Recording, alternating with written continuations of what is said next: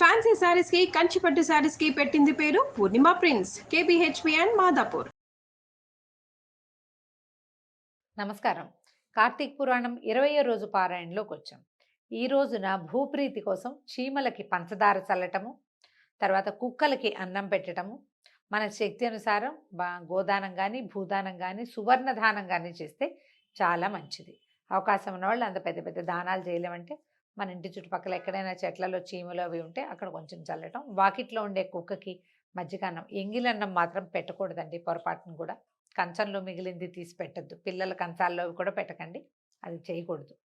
ఫ్రెష్గా అన్నం కలిపి పెడితే కనుక చాలా మంచిదట. అయితే ఇవాళ పారాయణలోకి వద్దాం. ఈ కథలన్నీ వింటున్న జనక మహారాజు మన వశిష్ఠ మహామునిని ఇలా అడిగారు. మునీంద్ర, సర్వపాపములను నశింపచేయున్నది సర్వ సౌభాగ్యదాయకము అయినటువంటి ఈ కార్తీక మహాత్మ్యాన్ని ఇంకా వినాలని కోరిక కలుగుతోంది, ఇంకా చెప్పు, ఇంకేదైనా చెప్పమని అడిగారు. ఇప్పటిదాకా చాతుర్మాస్యం గురించి విన్నాం. చాతుర్మాస్యం చేస్తే చాలా విశేషము, కార్తీకంలో చాతుర్మాస్యాన్ని పూర్తి చేసుకుంటాము అని మహావిష్ణువు జ్ఞానసిద్ధ మహామునికి చెప్పింది. విన్న తర్వాత ఈయన మళ్ళీ అడుగుతున్నాడు అనమాట. అడిగితే వశిష్ఠ మహర్షి ఇట్లా అంటున్నారు, విను, కార్తీక మహాత్మ్యాన్ని గురించి అగస్త్యమునికి అత్రి మహామునితో జరిగిన సంవాదం ఒకటి ఉంది. ఇది ఇంకో కథ అనమాట, ఇంకో చోట నుంచి. ఇది చాలా ఆశ్చర్యకరమైనది, అది నీకు చెప్తాను వినమన్నారు. అత్రి మహాముని ఇట్లా చెప్పారు. మళ్ళీ ఇప్పుడు అగస్త్యుడు వశిష్ఠుడు పక్కకి వెళ్ళారండి. అత్రిను అగస్త్యుడు వాళ్ళిద్దరూ వస్తారనమాట.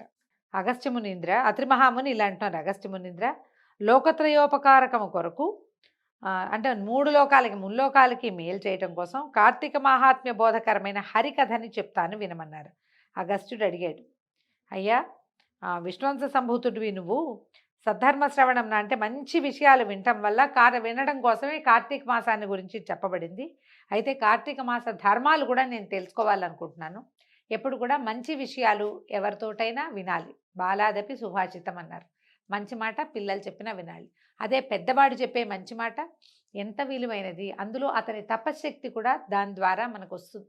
మన బుద్ధి మారేందుకు అవకాశం లభిస్తుంది. అందుకని మంచి మాటలు పెద్దవారి చేత చెబితే కనుక చెప్పించుకుంటే మన చెవిలో పడితే మనకు మంచిదట. అయితే అత్రి మహాముని ఏం చెప్తున్నారు, బాగుంది, నీ ప్రశ్న పాపనాశకము. నువ్వు హరికథా సందర్భాన్ని గుర్తు చేసావు కాబట్టి ఇవి చెప్తాను వినమన్నాడు. కార్తీక మాసంతో సమానమైన మాసం లేదు, వేదంతో సమానమైన శాస్త్రం లేదు, ఆరోగ్యంతో సమానమైన ఉల్లాసం లేదు, హరితో సమానమైన దేవుడు లేడు. కార్తీక మాసంలోని స్నానము, దీపదానము, హరిపూజ చేయవాడు ఇష్టార్థాన్ని పొందుతాడు. ఇంకా చాలా ఉన్నాయి. కార్తీక పురాణ శ్రవణము, పురాణ కథనము, తీర్థాటనము అవన్నీ ఉన్నాయి. కానీ ఇందులో 3, స్నానము, దీపదానము, హరిపూజ, 3 విష్ణు ప్రీతికరం. అయితే విష్ణు భక్తి వలన కలియుగమందు వివేకము, ధనము, యశస్సు, ప్రతిష్ట, లక్ష్మి, విజ్ఞానము, సర్వత్రా విజయాన్ని పొందుతారు. ఈ విషయమును గూర్చి పూర్వ చరిత్ర ఒకటి ఉన్నది. త్రేతాయుగంలో అయోధ్యాపతి సూర్యవంశ సంభూతుడు అయినటువంటి పురంజయుడని ఒక రాజు కలడు. ఈ అయోధ్య నగరాన్ని పరిపాలించిన వాళ్ళందరూ, కోసల దేశాన్ని పాలించిన వాళ్ళందరూ కూడా సూర్యవంశ సంభూతులేనండి. ఎట్లా మనకి రామచంద్ర మహాప్రభువులాగా ఆయన వంశానికి చెందిన వాళ్ళే ఉంటారు. త్రేతాయుగంలో ఉంటే రాముల వారి కంటే ముందువాడు అయి ఉండొచ్చు.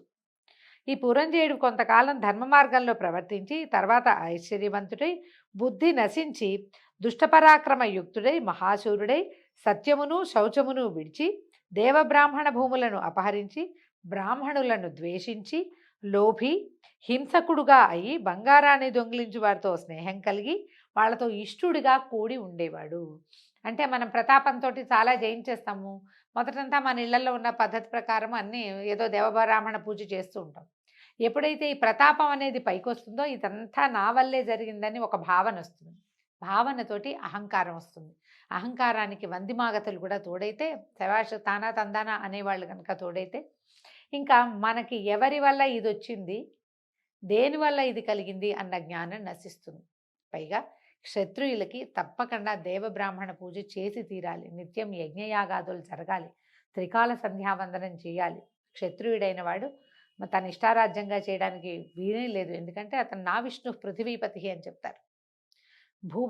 భూమిని పాలించే ప్రతివాడు కూడా సాక్షాత్ విష్ణు అంశ సంభూతుడు, విష్ణువంశ సంభూతులే వాళ్ళు. అసలు వాక్యమే స్పష్టంగా చెప్పబడుతుంది, విష్ణువు కానివాడు భూమికి భర్త కాలేడు అని. మరి విష్ణువంశ సంభూతుడైన వాడు తన పరాక్రమాన్ని చూసుకుని గర్విస్తే ఎట్లా? భగవదంశతో జన్మించిన వాడు భగవత్ పూజ తప్పకుండా చేయాలి. కానీ ఇతనికి ఆ గుణం పోయింది. ఇది పూర్వకాలం నా విష్ణు పృథివీపతి చెప్పారండి. ఈ కాలంలో అధికారులకి ఇది వర్తిస్తుంది. ఎవరికి ముద్ర ఇది పడుతుంది? ముద్రికా యోగం, స్టాంపు, దీన్ని ముద్రికా యోగం అంటారు. ఈ సంతకం, వీళ్ళు సంతకం పెడితేనే చెక్ పవర్ ఉంటుంది కొంతమందికి. వాళ్ళ వల్ల కొన్ని జీవితాలు నిలబడి ఉంటాయి, కొన్ని కుటుంబాలు వాళ్ళ మీద ఆధారపడి ఉంటాయి. విశ్వంస సంభూతులు వాళ్ళంతా. మనకి భగవంతుడి వల్ల ఈ అవకాశం వచ్చిందని గ్రహించుకుని ప్రవర్తిస్తే ఇంకా కొంచెం ముందుకెళ్తారు. లేదా ఇలాగ అహంకరించారనుకోండి, ఎక్కడో చోట తప్పటడిగేసి ఏదో ఒక పతాళంలోకి పడిపోతారు, లేదా అనారోగ్యాల పాలైపోతారు. వంశాభివృద్ధి జరగదు, వాళ్ళ సంపద నాశనం అవుతుంది. మనం ఎంతమందినో చూస్తాం, కానీ మన దగ్గరకు వచ్చేసరికి మనం మర్చిపోతాం, మాయలో పడిపోతూ ఉంటాం. ఈ ప్రకారంగా అధర్మపరాయణుడు కాగా అతని సామంతరాజులు, కాంభోజ కురురాజాదులు అనేక మంది సింహబలులతో కూడి గుర్రములు, ఏనుగులు, రథములు, కాల్బంటులు అనే 4 రకాల సేనలతోటి వచ్చి అయోధ్య పట్టణం చుట్టూతా చెరుకు పానకానికి తేనెటీగల్లాగా శిబిరాలతో చుట్టుకుని పోయారట. పురంజయుడు విని ఇదంతా తెలుసుకుని శీఘ్రంగా చతురంగ బలాలతో, చతురంగాలంటే ఇవే గుర్రాలు, ఏనుగులు, రథాలు, కాల్బంటులు, కాల్బలం అంటారు. ఇది అంటే నేల మీద నడిచే సైనికులు అనమాట. చతురంగ బలాలతోటి పట్టణాన్ని విడిచి బయటకు వచ్చాడట. పురంజయుడు ఏం చేశాడు? నారిని బిగించి ధనుర్బాణాలతోటి, ధ్వజంతో, స్వయం ప్రకాశమానము, అనేక దిగ్విజయాలు చేసింది, శస్త్రాస్త్రపూరితము, మహాచక్రయుతము, మంచి గుర్రాలతో కూడింది అయినటువంటి సూర్యదత్తమైన రథాన్ని ఎక్కి ఈ చతురంగ బలాలతోటి పురద్వారం నుంచి తన లోపల నుంచి శత్రు సైన్యం మీదకి ప్రవేశించాడు. ప్రవేశించి ఏం చేశాడు? భుయేరి తూర్య నినాదాలు, శంఖ గోముఖ నాదాలు, ధనుష్టంకార ధ్వనులను ఒక్క మాట ఉరుముల చప్పుడులాగా పెద్ద ధ్వనితోటి ఈయన యుద్ధానికి బయలుదేరాడు. ఏమనిపిస్తుంది? ఇది వీళ్ళంతా ఎందుకు నా మీదకి వచ్చారు అనిపించట్లా ఆయనకి. నా అంతటి వాడు లేడు, నేను ఎలాగైనా వీళ్ళని జయించేయగలనని. వాళ్ళు ఎక్కువ మంది ఉన్నారు, ఈయనకి చిత్రంగ బలాలు ఈయనకున్నాయి. ఆయన బయటకు వచ్చాడు యుద్ధం చేయటానికి. ఇట్లా యుద్ధానికి పురంజయుడిని చూసి, వచ్చినటువంటి పురంజయుడిని చూసి యుద్ధ ప్రవీణులైన రాజులు కోపరక్తాక్షులై కోపంతో, శస్త్రాలతో, అస్త్రాలతో, బాణాలతో, వాడైన గుదియలతో, ఇనపకట్ల లాఠీకర్రలతో, హస్తాయుధాలైనటువంటి గదలతోటి, కత్తులతోటి, భల్లాతములతోటి, పట్టసములు, రోకళ్లతోటి, శూలములతోటి, తామరములతోటి, కుంభాయుధాలతోటి, గొడ్డళ్లతోటి, కర్రలతోటి, ఆయుధాలతోటి, ఎన్ని రకాల ఆయుధాలు వాడారో చూడండి. ఇన్ని ఆయుధాలతోటి ఆయన మీద పడేసరికి ఇవి ఒకళ్ళతోటి ఒకళ్ళు అన్యోన్యంగా యుద్ధం చేశారు. గుర్రం వాళ్ళు గుర్రాలతోటి, ఏనుగు వాళ్ళు ఏనుగులతోటి. ధర్మయుద్ధం అంటారు. అయితే పోట్లాడుకుంటూ మొత్తానికి యుద్ధం జరిగింది. ఇందులో కాంభోజ మహారాజు వస్త్రాదులను కట్టుకుని ఆయన ఏం చేశాడు? మంచి కవచం కట్టుకుని కోలాహలంగా శబ్దం చేస్తూ పురంజయుడి దగ్గరకు వచ్చి 300 బాణాలు వేసాడు. 300 బాణాలు ఈ పురంజయుడి ఛత్రాన్ని, ధ్వజాన్ని, రథాన్ని నరికేసినాయి, ముక్కలు చేసేసినాయట. తర్వాత 5 బాణాలతోటి ఏం చేశాడు? ఈయన తాలూకు గుర్రాలను కూడా కొట్టేశాట కాంభోజరాజు. దాంతో ఈయన కోపం వచ్చి పురంజయుడు ఏం చేశాడు? కాంభోజరాజుని పెద్ద బాణం వేసి బ్రహ్మాండమైన 10 బాణాలు ఒకేసారి హృదయం మీద నాటుకునేలాగా వేశాడట. ఆయన మంచి ఇది పెట్టుకున్నాడు, ఏమిటి, కవచం వేసుకున్నాడు. కానీ ఈ వేయబడిన బాణాలు ఏం చేసినాయి? వెంటనే ఆయనకి దెబ్బలు గట్టిగా తగిలేసినాయి అనమాట. ఈ రొమ్ముతో గుచ్చుకుపోయినాయి బాణాలని. గుచ్చుకుపోతే అతను ఏం చేశాడు?